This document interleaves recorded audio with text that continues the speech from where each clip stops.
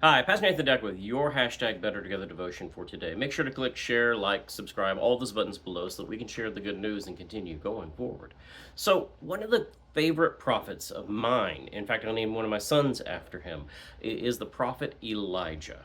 Elijah is like the second most important prophet in the Hebrew scriptures, and when you look at the story of Elijah, he represents the prophetic tradition that rises and stands up to voices of power, stands up to kings, and that continues through the entire Bible, this prophetic tradition that Elijah continues actually from Moses. That's why he's kind of the second one. So his story begins in First Kings chapter 17. King Ahab and Jezebel are on the throne. They're the royalty of the day. And the first thing that God tells Elijah to do is to go speak to Ahab and tell him that it's not going to rain.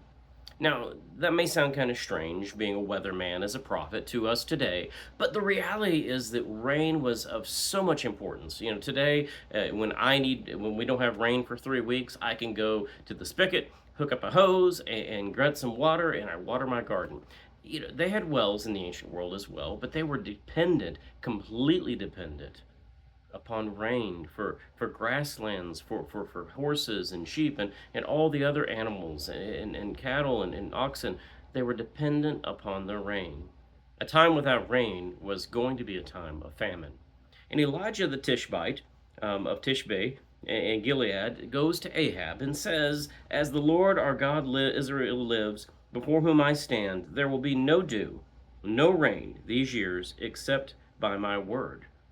The word of the Lord had come to him, saying, "Go from here and go eastward and hide yourselves in the Wadi Cherith." Now, the aspect here that I really appreciate about Elijah is Elijah is then totally dependent upon God. I don't know if I've ever been in this situation where I did not have any aspects. The wadi stays flowing. He has water from that. The birds of the air provide for him and take care of him. The ravens, they bring him bread and meat in the morning and bread and meat in the evening. And he just hangs out there truly depending upon God. Now, you and I could learn a lot from that. Jesus tells us to pray, "Give us today our daily bread." Give us today enough for today.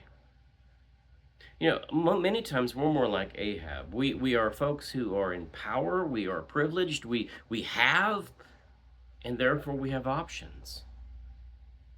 In the ancient world, those who did not have power, those who did not have that privilege, those who did not have those titles, were not. And Elijah goes and stands up to those in power and says, "Listen, God is going to be a great equalizer. God is going to be doing something amazing." And in order to do that, in order to speak that truth, Elijah had to be totally dependent upon God, relying on God and ravens to bring bread and meat, relying on a small creek that any day could dry up. Elijah had to depend on God. I encourage you today, as you pray, to add to your prayers, "God, give me today what I need, and no more. Give me just what I need, my daily bread, and help me see how dependent I am upon you, so that I, like Elijah, might be able to speak and speak truth and speak to the powers that be and not be afraid because of my dependence not being on titles or privilege or power or on what I have. Instead, it being upon you."